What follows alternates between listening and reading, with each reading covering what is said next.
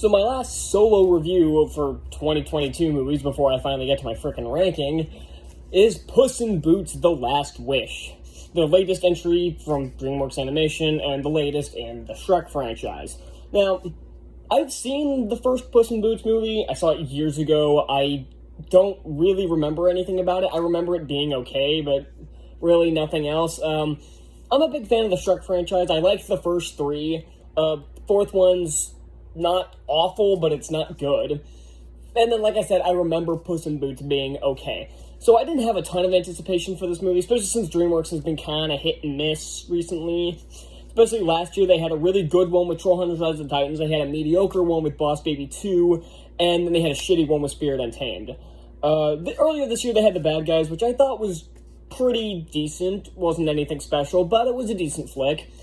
And now we have Puss in Boots: The Last Wish, a sequel 11 years after a spinoff that I don't think did too well at the box office. I remember, once again, I think it did okay, but I don't think it was, again, nothing special at the box office, and it seemed like most people felt that way about the movie in general. And I'm going to say it straight up, this movie had no right being as good as it was. Yeah, this is another Top Gun Maverick, where it's a sequel to a movie I just kind of, to a movie that I just don't really give two craps about, and it ends up being so much better than the original movie. And I've been seeing, like, I remember when this trailer came out, I'm like, okay, doesn't look too bad, maybe it'd be a decent flick. And then I saw the reviews starting to pile in, like, everybody was... The people were naming this, like, the best animated movie of the year, one of the best movies of the year. I've seen people even say that it's one of the best animated movies of all time. So that got me extremely curious for this movie, and I finally got around to seeing it earlier today, and I'd say most of those assessments are right. Do I think it's one of the best animated movies of all time? I'd have to do some deeper evaluation, but I will say this, it's easily the best of the year. And that says a lot because Scrooge: A Christmas Carol just came out last month, and I watched that, and I really enjoyed that one. Again, it was way better than it had any right to be. And it might even be DreamWorks' best film, but I'll get to that in a bit.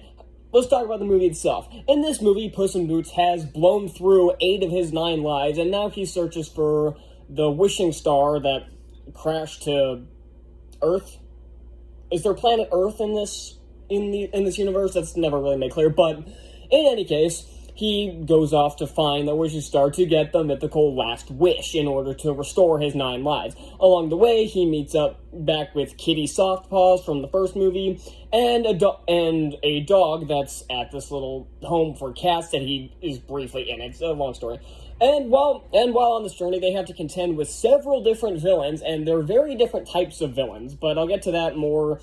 I'll do like a spoiler section in a few minutes, because talking overall, like, without spoilers is just going to be pretty generic. Like, yes, the animation looks fantastic. It astonishes me how studios keep upping the quality of their animation. And the action sequences are very fluid. The colors are vibrant. The character designs are well done. The action sequences are a lot of fun. The voice acting is stellar. And it's got some really top-tier cast. Of course, it's got Antonio Banderas as Puss in Boots. Salma Hayek's back as Kitty Softpaws. Florence Pugh is Goldilocks.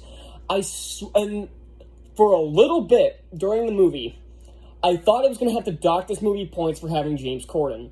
Because the guy who plays Baby Bear sounds a lot like James Corden. And I was really nervous that's who it was, but I checked him. It's not. So this movie gets a pass, but that worried me for a little bit there. But, so yeah, voice acting's all good. Everything, all the technical aspects of this movie are, of course, well done.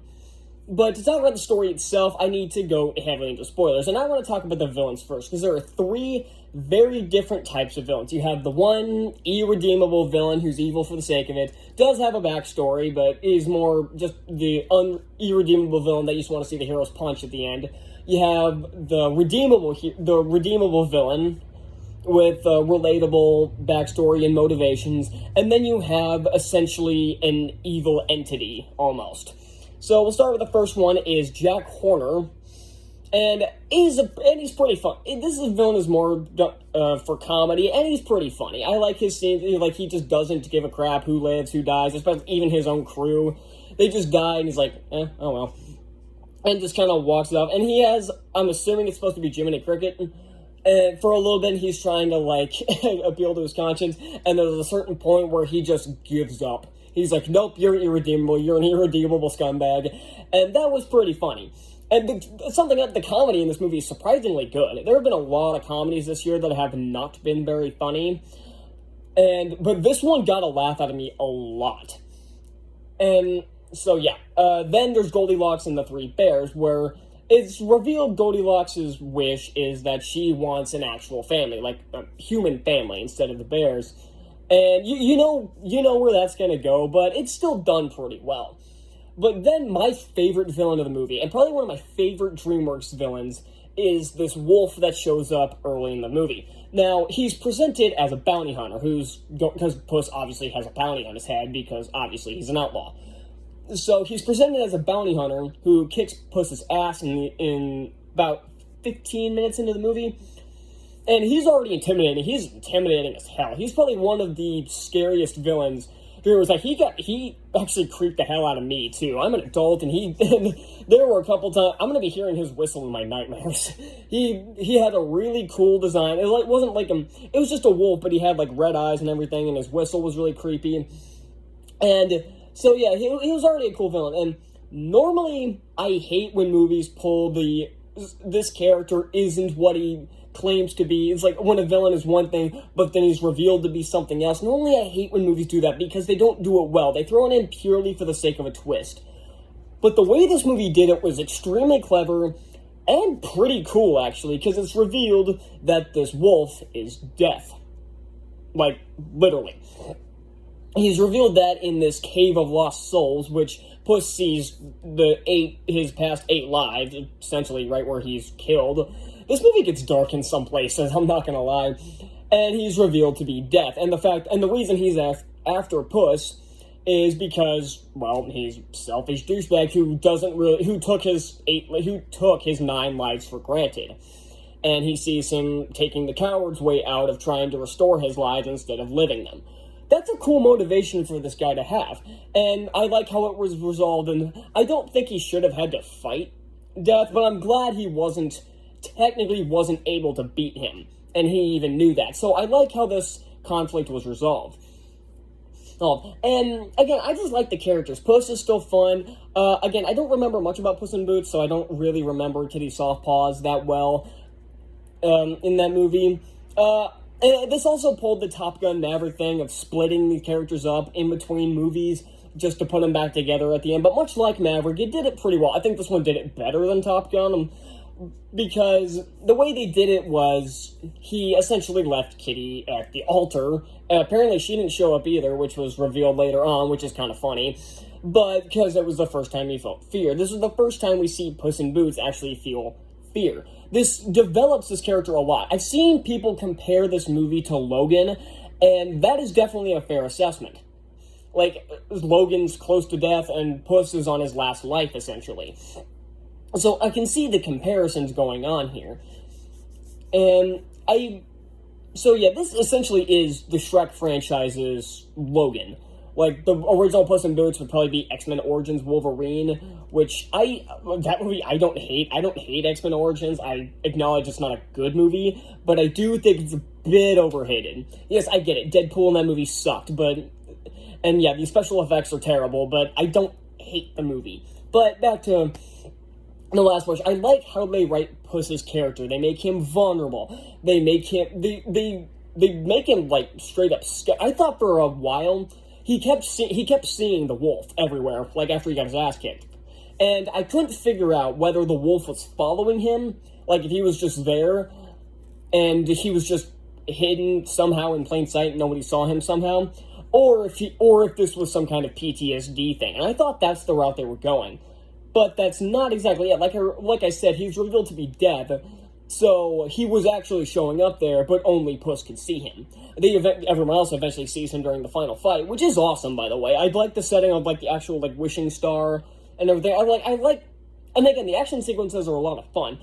Just last night, I watched Enola Holmes 2, which will be in my Everything I Missed video. And the action sequences in that weren't great. This one was a definite step up from that movie. In pretty much every department, actually. So, and the musical score is great. Like, I like, there's a couple of musical numbers, not like musical numbers, if you know what I mean. It's kind of hard to explain, but they're always pretty fun to watch, and the musical score is really good. And again, going back to the characters, I like these characters. I like Kitty Softpaws, not Southpaws. Yeah, moving on from that mistake. I like the dog that they travel with, and the way they do it is like something else is that the map they have. Each one of them has their own, like, little obstacles they face. Like, it's, like, Valley of Incineration, or Cave of Lost Souls, or Swamp of, like, Broken Memories or something. I don't remember what it was. But I like that the dogs, because Puss and Kitty, they're all, like, big on adventure and everything, and danger and everything.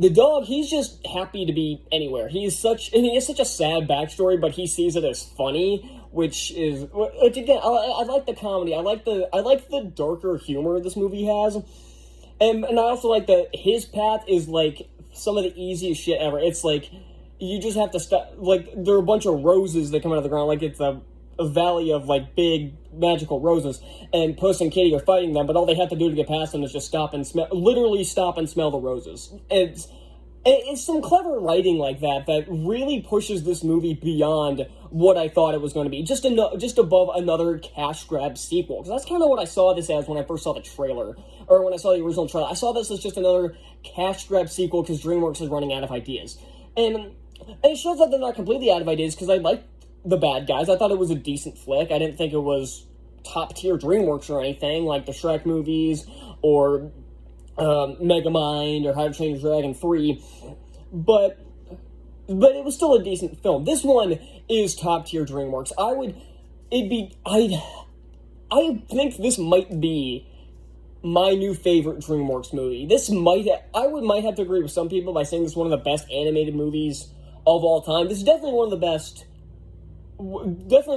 ones of the 21st century. I would have to say that. I would say this is the best of the Shrek franchise, which is surprising, because the first two films I really love. The third one I think is okay, the fourth one is not very good, and Puss in Boots, I don't remember worth a damn. But I really liked this movie. If you haven't seen this, it's not making too much money at the box office, mostly because of Avatar, which is making too much money. What the fuck? This is definitely better than Avatar. Go watch this, don't watch Avatar, for fuck's sake. So, yeah, and one thing I do have to talk about this movie is that DC League of Super Pets started this as well, where it's just censoring swear words in their movie now, like literally bleeping them out, and that shit already needs to die. That's stupid. That's just going to be an easy way for people to get a laugh out of the audience, a tiny chuckle out of kids that know, hey, they're saying stuff that I'm not allowed to hear joke, and that's not funny. That's the only joke in this movie I didn't find funny, is that they did that every once in a while. There are a couple of minor swear words that aren't censored, but there are a few that are just bleeped out, and I hate that movies are doing that now. That needs to die. So, other than that, yeah, this movie was fantastic. Don't watch Avatar. Watch this instead. Puss in Boots: The Last Wish. Really surprising myself. I'm giving an A+. This is technically the third A+, but it's really the second. Adam Project, did not deserve an A+. But this one and Doctor Strange were the only two to get an A+ this year. So that tells you just how high of praise I'm giving this movie. Because you all know how much I liked Multiverse of Madness, and this is. I'm curious which one's I'm curious how high this is gonna be on the top 15 list. It's gonna be pretty high. So that's all I got for this, and now I've gotta make my everything I missed video, and then tomorrow I'll have my top 15. So I'll see y'all then. Bye.